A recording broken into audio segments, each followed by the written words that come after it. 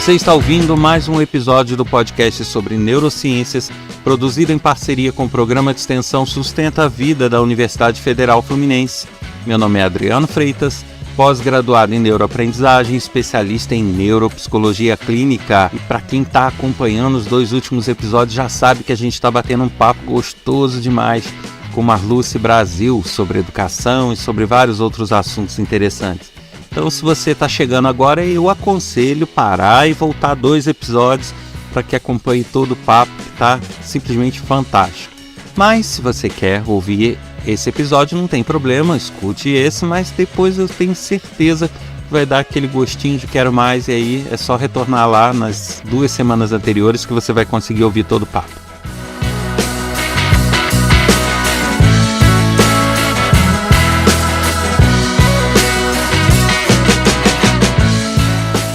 Não deixem de seguir a gente, curtir nossa página no Facebook, Instagram e TikTok.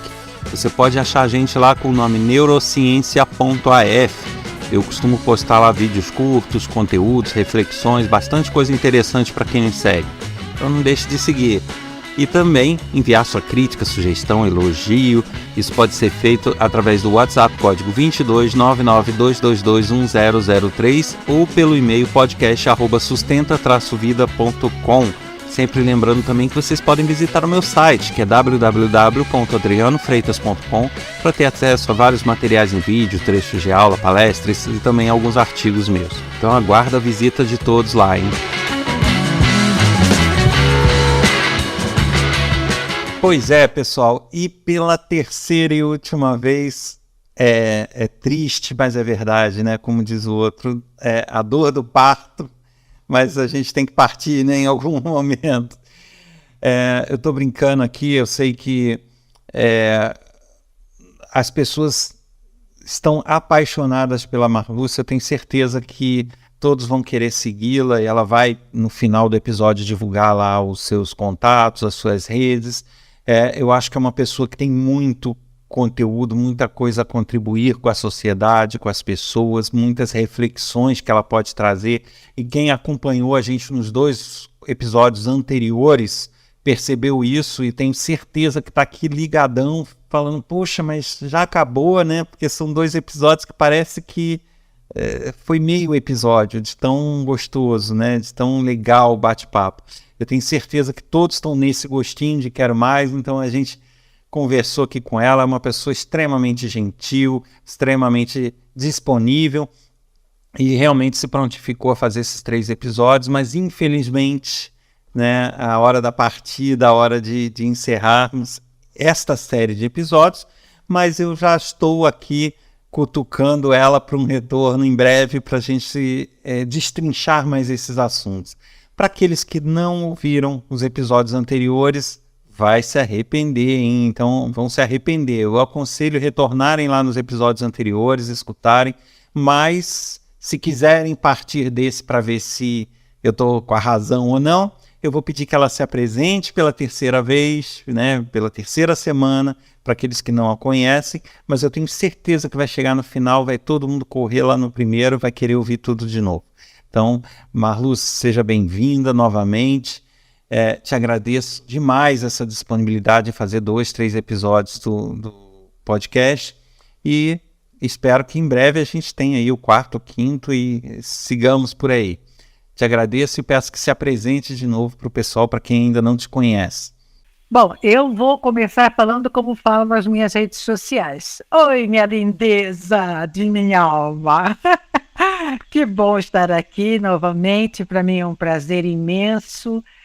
Falar sobre educação para mim é falar sobre o meu objetivo de vida. E estar junto de pessoas que se preocupam e que pensam na nossa sociedade como o grande legado da vida, da nossa passagem por esse planeta, eu sinceramente me sinto muito, mas muito privilegiada de estar aqui pela terceira vez.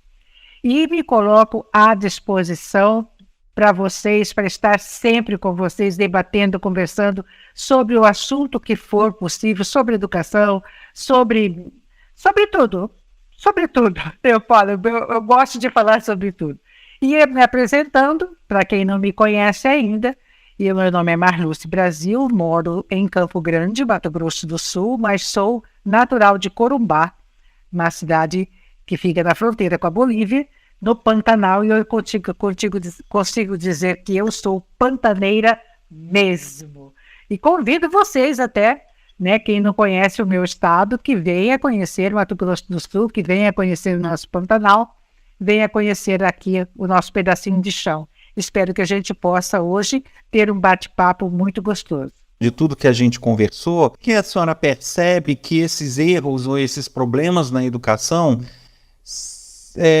como que eles chegaram para a sociedade no intuito da sociedade, do comportamento que a sociedade está tendo, de como ela se comporta mediante decisões políticas, que a gente fala em política, todo mundo já fica com aquela coisa de que a política é ruim, é maquiavélico. Depende de como se faz a política, né? Teoricamente, a política é o meio da gente ter as decisões corretas, ser representado e ter, né, uma estrutura legal de tomada de decisão, uma estrutura de sociedade, e aí isso ficou meio demonizado e passou a ser uma guerra na nossa sociedade, né? Isso dividiu família, dividiu o país como um todo, dividiu as pessoas, né? Os relacionamentos, mas eu vejo muito reflexo, eu posso estar enganado, mas eu acho que é um meio que consenso entre educadores, cientistas, e eu acho que a senhora deva concordar, não, pode ser que não, mas a impressão que tenho é que sim, de que tudo que a gente viu no período de pandemia e que a gente tem visto recentemente é sim um reflexo já desse modelo de educação que nós temos cada vez mais reforçado atualmente, né? Que é a falta de limites, que é a superficialidade das coisas, a falta de um hábito de leitura, a falta de você ter um senso crítico. Eu acho que o maior problema do brasileiro é senso crítico, porque ele tem acreditado em coisas absurdas, sem ter ao menos o senso crítico de parar e falar, pera lá, isso é absurdo demais, ou não, será que eu tenho que pesquisar isso aqui para ver se isso pode ser diferente, né?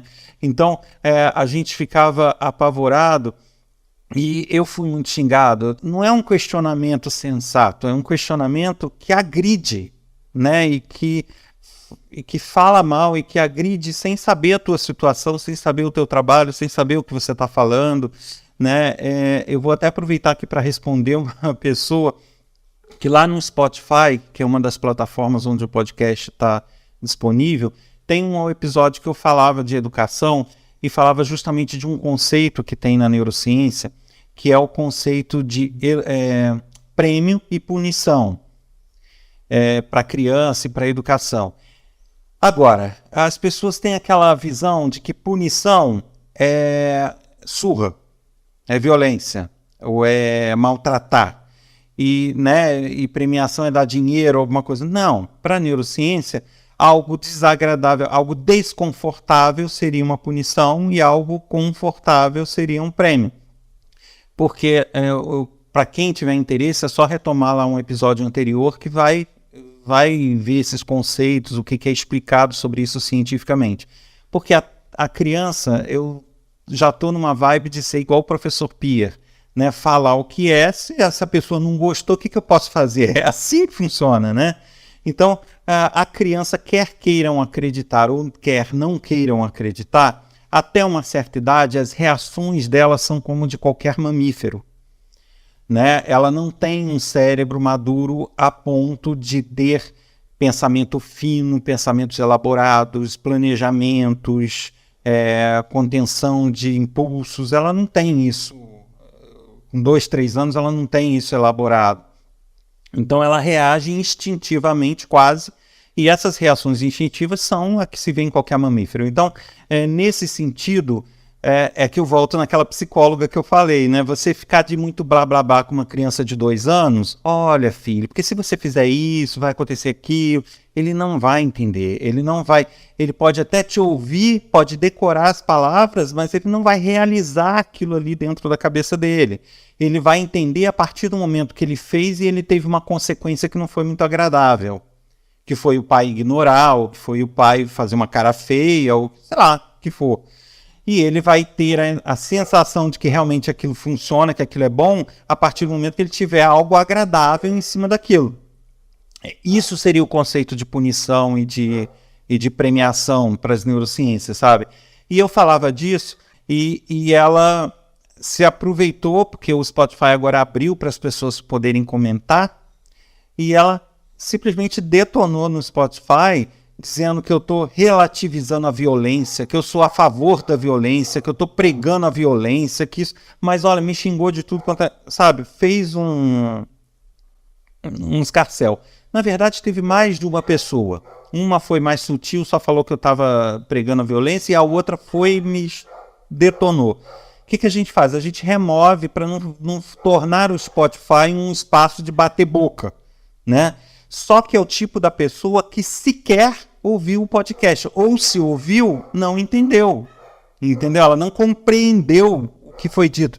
Porque eu ainda frisava no podcast a não defesa da violência. Quem for lá escutar vai ver que está lá. A gente não mudou o áudio, não.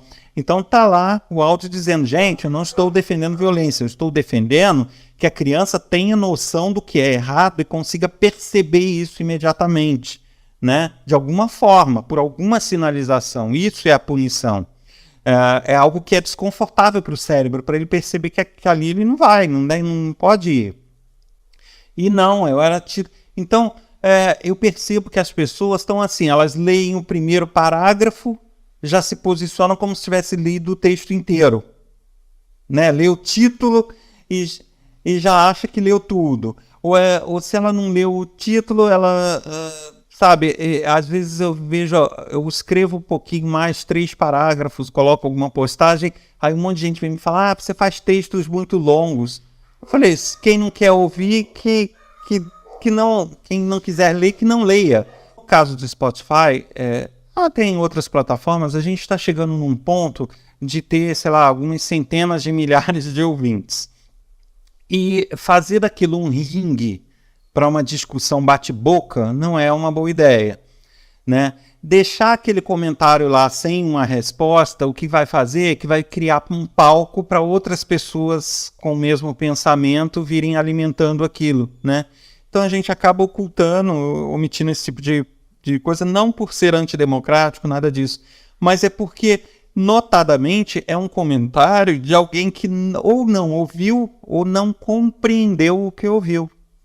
E o que eu tenho percebido é muito disso. A pessoa lê um parágrafo ou lê o título e já se posiciona como se tivesse lido tudo, né? A pessoa não quer mais ter o trabalho de ler. Quando lê, não entende o que lê, ou entende enviesado, entende da forma que quer entender, né? E estão entrando num ponto onde, para defender as ideias delas, elas negam que é comprovado, elas ofendem e maltratam quem está defendendo as ideias corretas, né? Porque eu costumo dividir assim, existem coisas que são uma questão de opinião, mas existem coisas que não são uma questão de opinião, né? Eu ter a opinião de que o azul é mais bonito que o amarelo, que o amarelo é mais bonito que o verde, é uma questão de opinião minha, ok? Agora, eu ter a opinião que a Terra é quadrada, ou que a Terra é plana, não vai fazer com que ela se torne plana, né? Eu posso ter aquela opinião, posso ter essa liberdade? Posso.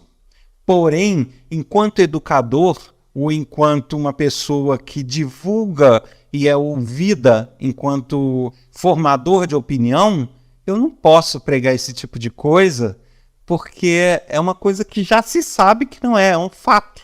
Então, uma coisa é opinião, outra coisa é um fato comprovado.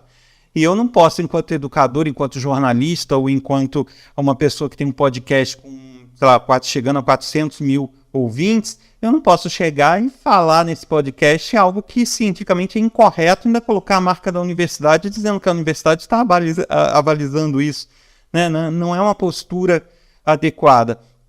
E o que, lamentavelmente, a gente se viu é que cientistas e educadores foram recriminados, foram colocados como vilões e foram ofendidos e foram, principalmente aqui na minha região, então, chegou ao ponto de alguns serem até violentados fisicamente por uma questão de estar se posicionando em defesa de algo que é uma ciência, de algo que está comprovado, de que algo que iria salvar o outro. Isso na pandemia foi direto, sabe? E eu acho que isso é um reflexo justamente dessa situação que a gente tem, onde você passa os valores para uma criança de que, sei lá, rebolar a busanfa lá num vídeo é muito mais, como é que eu vou dizer, tem muito mais conteúdo e muito mais seriedade do que você ler um bom livro, do que você se informar sobre alguma coisa.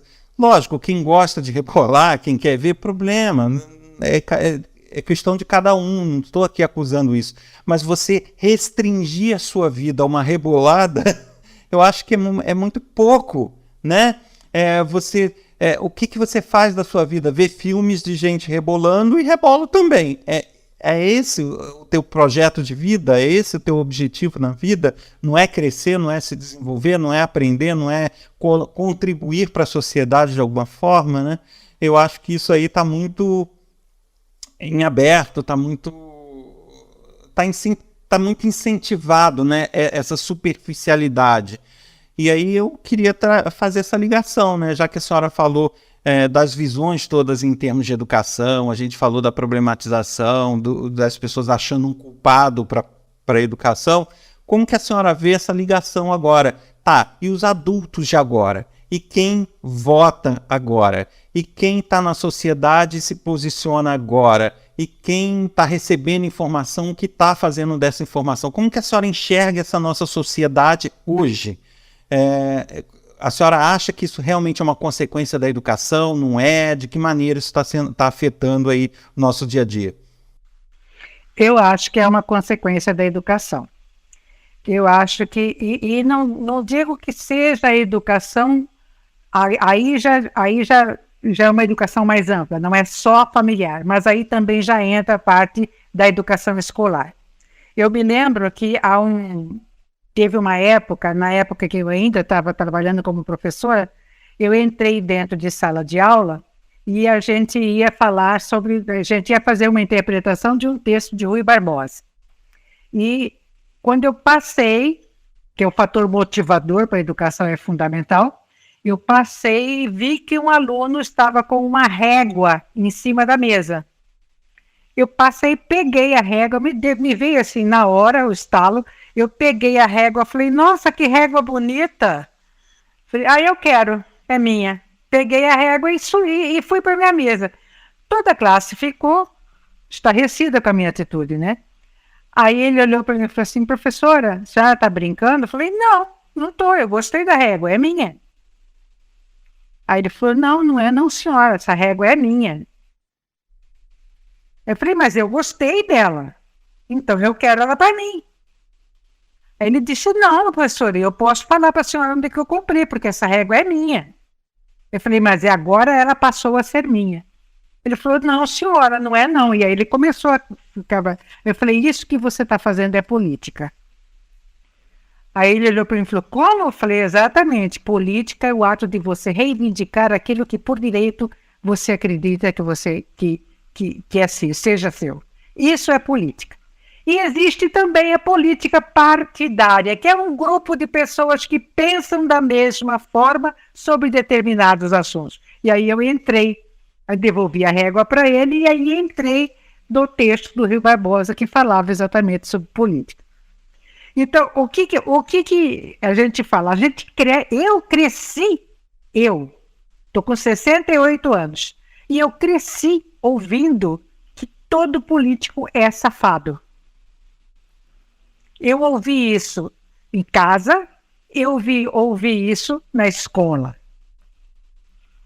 Então, o que acontece? Hoje, a sociedade, as redes sociais, a internet, pulverizou essa ideia que se tinha da política, da sujeira política. Existe a sujeira na política? Existe. Como existe dentro das igrejas, nas religiões, nos educandários, em qualquer lugar, em todo saco de laranja tem uma laranja podre. Na verdade, eu costumo dizer, onde tem humanos, tem, né? Porque eu acho que esses problemas, só fazendo um gancho aqui, já te retorna rapidinho. Porque eu sempre vou puxar aqui para o meu lado da neurociência, que é a temática, né?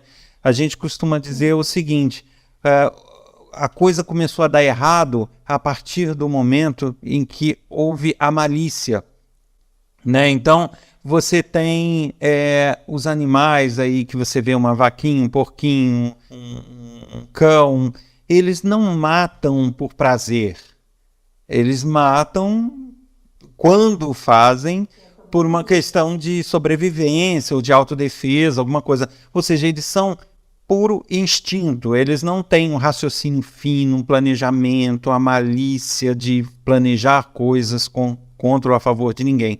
E o homem teve esse grande benefício, né, de se separar dos demais animais, dos outros primatas, pelo fato de conseguir raciocinar de uma forma mais refinada e de uma forma mais intelectualizada até, mas ele não soube fazer bom uso disso, né, dessa capacidade. Então eu diria que o homem acaba se destruindo, sendo a única espécie que faz esse tipo de coisa. Eu posso falar com segurança, porque a gente estuda neurociência de animais, tudo, de outros mamíferos e primatas, e vê que neles você não tem isso, você tem puro sentimento, né? Se ele gosta, ele te demonstra que ele não gosta, se ele gosta, ele te demonstra que gosta, não tem a falsidade, não tem a articulação, não tem a malícia. Isso é exclusividade humana, né? Então eu falo que onde tem humano é que a gente tem isso, na verdade. Verdade. Eu acho, por exemplo, que essa questão da malícia, ela é o tempero, né? É o tempero do agir do ser humano. Quando você é uma pessoa que tem malícia, você está dentro do normal. Mas quando você é uma pessoa maliciosa, você já passou dos limites. Porque a pessoa maliciosa, ela contamina as outras com a sua forma de pensar, que é o que está acontecendo nas redes sociais, na internet hoje. Hoje os nossos jovens estão sendo educados pela tecnologia. E tem muita gente maliciosa educando pela tecnologia. Tem muita gente maliciosa. Então, tem pessoas que fazem o que fazem, como youtubers, como influenciador digital, que fazem o que fazem com vistas não em angariar dinheiro para si, né? Aliás, seguidor para si, seguidor de suas ideias, mas o seguidor que permite que ele ganhe dinheiro com o que ele fala. Então, ele procura saber o que o cara quer ouvir. Ele quer ouvir isso, tá? Então eu vou falar isso. E ele acaba propagando a maldade, as fake news. Você fala aquilo que você quer ouvir. É como você ir numa cartomante, vamos supor. Toda cartomante vai chegar para você, não, que me perdoe as cartomantes se eu tiver invadido o espaço delas, mas toda cartomante, eu já fui muito, principalmente quando adolescente, todas elas começavam falando, você tem uma amiga que não é a sua amiga. Quem não tem? Né? Todas começavam dizendo alguma coisa, se prepare, porque alguma coisa de grave vai acontecer com você. Para quem não vai? E aí, eu acho que as cartomantes, por exemplo, elas estão psicólogas natas, que elas soltam a frase bomba, e aí, pela reação do consulente, ela já percebe o que a pessoa quer ouvir, aí ela fala aquilo que a pessoa quer ouvir. E aí a pessoa volta, e volta, e volta, e ela tem ali um salário, né? Cada leitura, ela tem ali o retorno. A mesma coisa é o seguidor de páginas que são monetizadas. Então, o cara que tem malícia, ele vai falar aquilo que a pessoa quer ouvir, aquilo que agrada a pessoa. Se ele percebe que o que agrada é uma coisa do mal, ele vai continuar fazendo o do mal, sem importar com o retorno, sem importar com o fruto que irá colher. Agora, nesse nosso último questão da política, por exemplo, e até hoje, fake news continuam bombando. Porque tem gente que quer acreditar em fake news. Porque é a sua zona de conforto. É aquilo, eu me sinto representado por essa notícia. Então eu pego e compartilho essa notícia. Sem saber se é verdade ou se não é verdade. Sim. A nossa sociedade está sendo influenciada com vista nisso aí, na zona de conforto. É a zona de conforto que está determinando a educação social hoje pelas redes sociais. Sim. E aí eu vou lembrar até para os ouvintes que são mais fiéis do podcast, que eu sempre me remeto a ele, né? Existe um episódio que eu falo de uma coisa chamada viés de confirmação, que é uma tendência humana a errar por querer buscar fatos e notícias que confirmem os seus pensamentos e não mudar os seus pensamentos pelos fatos e notícias. É uma tendência humana. Então, e eu acho que isso está mais do que claro e exemplificado pelo momento que a gente vive, né? Se eu acredito em tal coisa, eu vou tender a ignorar as notícias que dizem o contrário, não vou nem querer buscar nem me informar. E, por outro lado, eu vou tender a ficar pesquisando e buscando informações até ativamente daquilo que confirme o que eu penso. E não importa qual a fonte. Confirmou o que eu penso é bom. Não confirmou o que eu penso, não presta. E isso é uma tendência humana chamada viés de confirmação. Eu tenho um episódio só sobre isso e queria deixar claro, quem quiser mais informação é só se reportar lá no episódio. Mas isso eu vejo realmente como, assim, é o que a senhora falou, se sabe das falhas humanas e das tendências humanas, mas, por outro lado, tem pessoas com malícia suficiente para fazer bom uso dessas falhas e bom uso dessas tendências e atacar nisso, e aí acaba conseguindo, né, essa adesão que se tem a certas ideias estapafúrdias, aí, ideias que não teriam porquê estar sendo apoiadas. E o curioso disso, pelo menos no meu entender, né, é que assim, eu vejo como ao mesmo tempo algo que é intencional de algumas pessoas, ou seja, uma defesa absurda de algo que elas querem muito do ponto de vista pessoal, que eu falo que as pessoas tomam decisões coletivas com base no individual. Então, elas, quando vão votar, elas não vão votar buscando o melhor para a sociedade, elas vão votar buscando o melhor para elas. Né? Tem gente que vai buscar o que para manter meu emprego, ou para fazer isso, para fazer aquilo, só que, né, você tomar uma decisão que vale para todos, com base no que você pensa somente para você, o que é bom para você, nem sempre o que é bom para você é bom para a sociedade e vice-versa, né? E essa visão de sociedade a gente perdeu. Eu acho que as pessoas estão mais preocupadas com o individualismo. Mas, assim, a senhora vê no futuro próximo alguma luz no fim do túnel? Ou percebe algum movimento no sentido de mudança disso? Ou é pessimista nesse ponto, de só achar que isso vai degringolar mais ainda? Eu sou uma eterna otimista. Eu vejo o sol nascer todos os dias e às vezes ele nasce até à noite para mim. Então, como educadora que sou, eu não tenho o direito de ser pessimista. Todo educador tem que ser otimista, tem que acreditar na educação, a educação do ser humano como ser humano. Eu acredito na reforma íntima, eu acredito na espiritualidade da pessoa, não estou falando religião, estou falando espiritualidade, no poder que a pessoa tem de se conectar com o seu Deus interior, com o Deus de sua crença, seja ela de que ramificação for. Eu acredito no ser humano. Então, eu acho que a gente vai sim encontrar a porta para sair desse labirinto em que nós nos encontramos. A gente vai trompar aqui, vai trompar ali, vai roxear onde bater, vai ficar atordoado, mas a gente vai encontrar a porta de saída e aí a gente vai poder fazer um corredor tranquilo e maravilhoso. Eu acredito que nós estamos numa fase de transição da humanidade. E essa transição é trânsito que flui.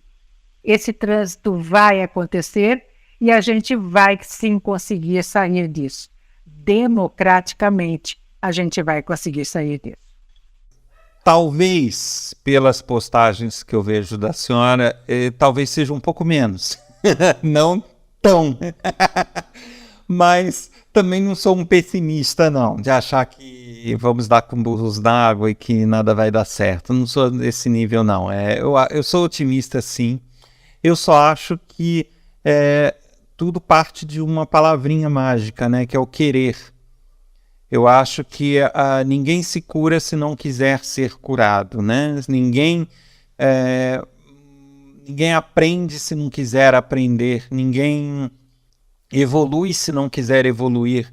Ninguém faz nada que não queira, né? Eu acho que as possibilidades existem, não são poucas. Eu acho que a gente consegue realmente reaglutinar o país. Eu acho que a gente consegue juntar a sociedade, a gente consegue trabalhar pelo todo, independente de escolhas políticas e partidárias, mas eu acho que a gente consegue isso, porém as pessoas precisam querer, né? Eu acho que as pessoas em algum momento elas têm que acordar para o que elas estão fazendo, né? Eu acho um absurdo total a gente ter uma doença que já foi erradicada, por exemplo, como a paralisia infantil, e estar de volta por um negacionismo idiota de achar que a vacina vai ter chip, que a vacina é para controlar a mente da pessoa, por achar que vacina vai dar câncer, que achar que vacina vai dar AIDS. Pera lá. Jacaré. Então eu acho que é o tipo da situação assim que é surreal ao extremo, porque a ciência, no caso da poliomielite, da paralisia infantil, isso já está há décadas erradicado, já está há décadas sob controle. A gente com índice de vacinação alto, o país sendo um exemplo para o mundo de como se resolve essa situação, né?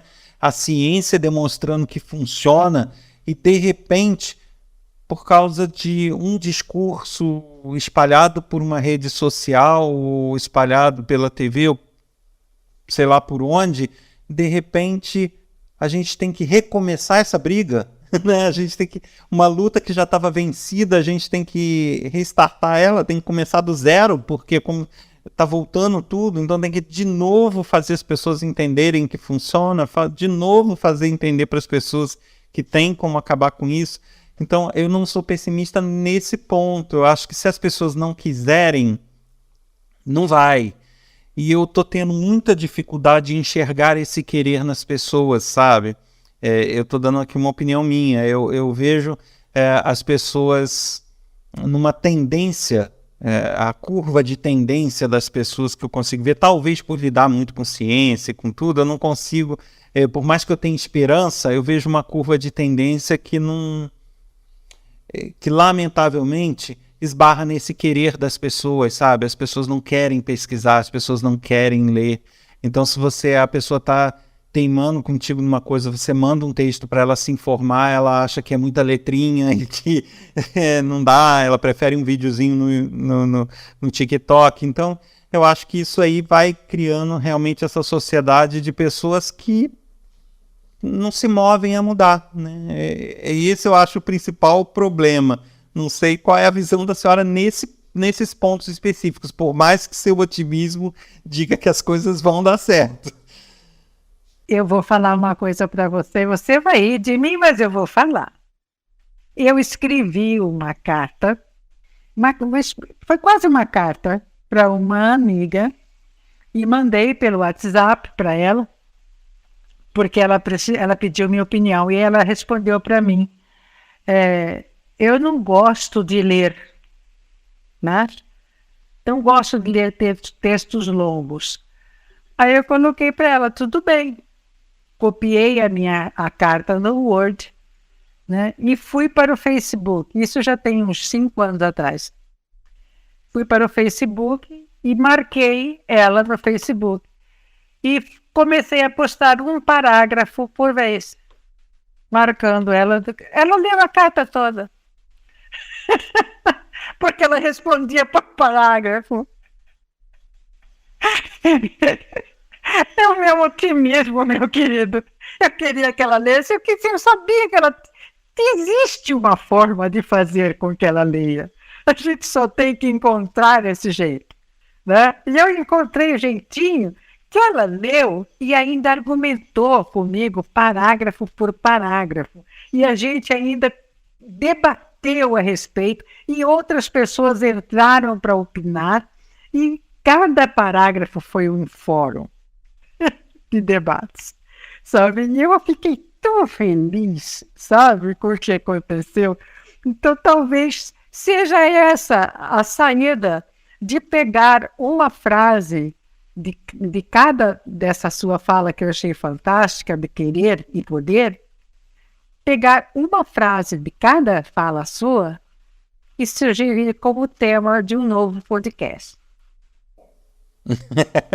É por isso. Ou vou pensar, e não só vou pensar, como vou fazer o convite de novo para estar aqui. Se vai ser aceito, eu não sei. Sempre que você me chamar, é o maior prazer. Porque o papo tá assim maravilhoso, eu acho que esses podcasts aí, é aquilo que eu falo, para mim, o podcast bombar ou ter audiência, não é o que as outras pessoas se entendem por bombar, entendeu? Para mim, não é um podcast ter tantas curtidas ou tantas... não vou dizer nem visualização, porque não é visualização, é audições, né? Para mim não é isso, né? Para mim, um podcast bombar é a gente receber no WhatsApp um monte de mensagens sobre ele, é a gente abrir o e-mail, ter várias pessoas questionando, perguntando, poxa, como eu encontro aquele entrevistado, aonde que eu consigo mais informação sobre isso? Isso, para mim, é o podcast bombar, entendeu? É o que eu falei lá atrás, eu tô na vibe do professor Pia. Eu me posiciono... dentro da minha área de ciência, eu falo o que devo falar para aquela divulgação científica, e se a pessoa achar feio, achar isso é feio, não é tão filosófico, não é tão bonito, ou não é... Paciência, o que eu vou poder fazer, né? Eu não posso mudar um fato, mudar uma verdade científica, porque a pessoa acha mais bonito que seja feito de outra forma. Não é assim que funciona. Né? Aí fica o recadinho lá para a psicóloga. Eu acho que os discursos dela são emocionantes. Se a pessoa não conhecer da estrutura humana, ela vai chorar com os discursos. É uma coisa maravilhosamente linda, só que não funciona. Né? Então, ou se funciona com uma eficácia de 10%, podendo funcionar com 90% e não funcionando. Mas é aquela história. São escolhas que as pessoas fazem, né? Então, eu acho que, de novo, voltando no querer, né? O que eu quero?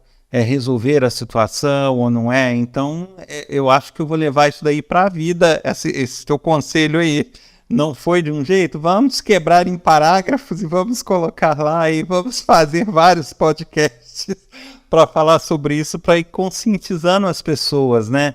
Porque tem muita letrinha? Tem, no início. Eu sei que é chatinho, mas nada como o hábito da leitura, né? E o hábito da leitura faz com que aquilo deixe de ser um monte de letrinha e passe a ser um mundo novo, né? Que está ali, conhecimento, um monte de coisa ali naquele livro. E se a pessoa gosta de tecnologia, que não use o livro, que use um Kindle, um leitor, vai estar uma biblioteca toda ali, o meio muda, mas a ideia é a mesma, é você abrir sua mente, você pegar novos caminhos e ter, eu acho que tudo se resume, no meu entender, ao querer, ao senso crítico, né? A pessoa tem que ter o senso crítico, porque também não basta ela só ler de tudo e acreditar em tudo e não raciocinar sobre. Eu acho que a partir do momento que ela raciocina sobre aquilo, põe o senso crítico, eu acho que as coisas, né, um outro mundo realmente surge para a pessoa. Não é isso? Verdade, deixa eu ver. Pois é, pessoal. E se no anterior eu já estava com aperto no coração de me despedir, nesse então nem se fala, né? Porque depois desse papo todo, dessas colocações e dessas ideias maravilhosas, né? Eu sempre aprendo muito e sempre eu acho que é uma troca de informações preciosa para todos que estão nos ouvindo. E para mim, então, nem se fala. Então, se eu já tinha aperto do coração me despedir na semana passada, nesse então meu coração está assim pequenininho, porque ele quer conversar mais com essa pessoa maravilhosa que é a Marluce, mas eu tenho certeza que em breve ela volta para bater um novo papo com a gente, e aí seguindo o próprio conselho dela desse episódio, se de repente não está dando para a gente assimilar tudo, né? Vamos quebrar esses assuntos em pedacinhos e ir tratando deles com um pouco mais de cuidado, com um pouco mais de atenção, e quem sabe esses pedacinhos de ideias não surgem como novos temas para podcasts daqui a um tempinho. Então, é essa esperança que conforta meu coração nessa despedida, Marluce. Contar contigo aqui novamente em outros episódios.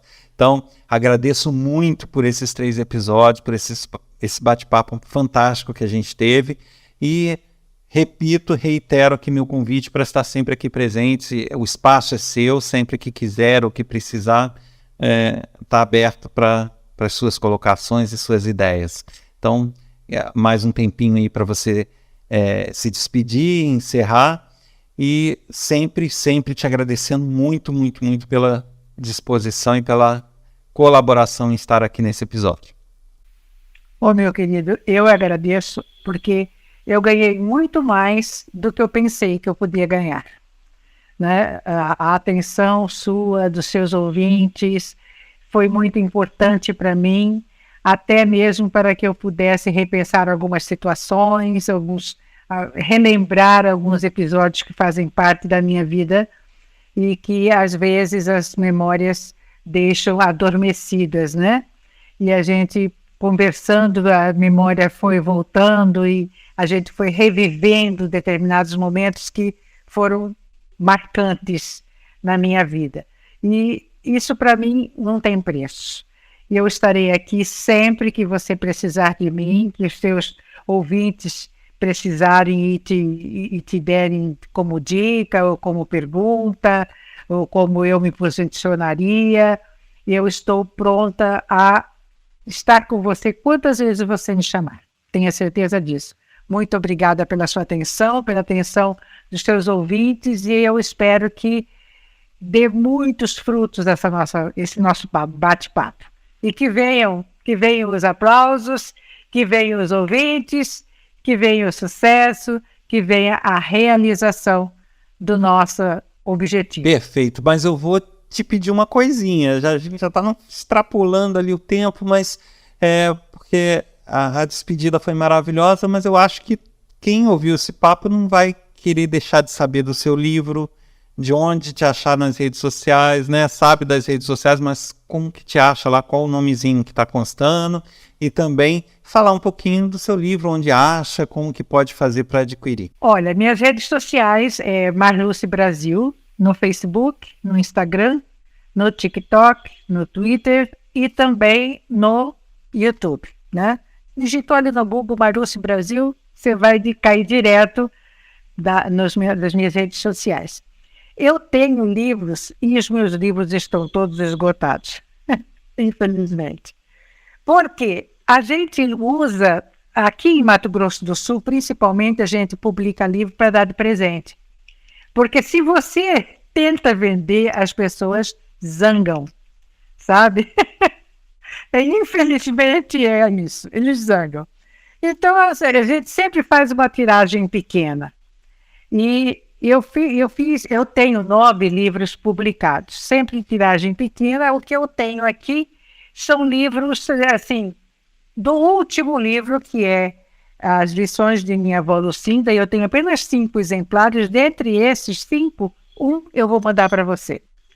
Né? Agora, eu tenho eles em PDF e estou vendo a possibilidade de colocar numa plataforma digital. E assim que eu colocá-lo numa plataforma digital, aí então a pessoa terá acesso a ele pela plataforma digital, né? E se de repente aparecer um patrocinador para a edição do livro, a gente pensa no assunto, né? Mas os meus livros são nessas condições.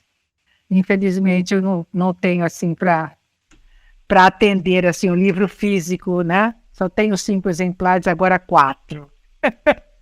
Mas é o que eu tenho. E, lógico, tenho vocês aí como minha motivação para continuar escrevendo.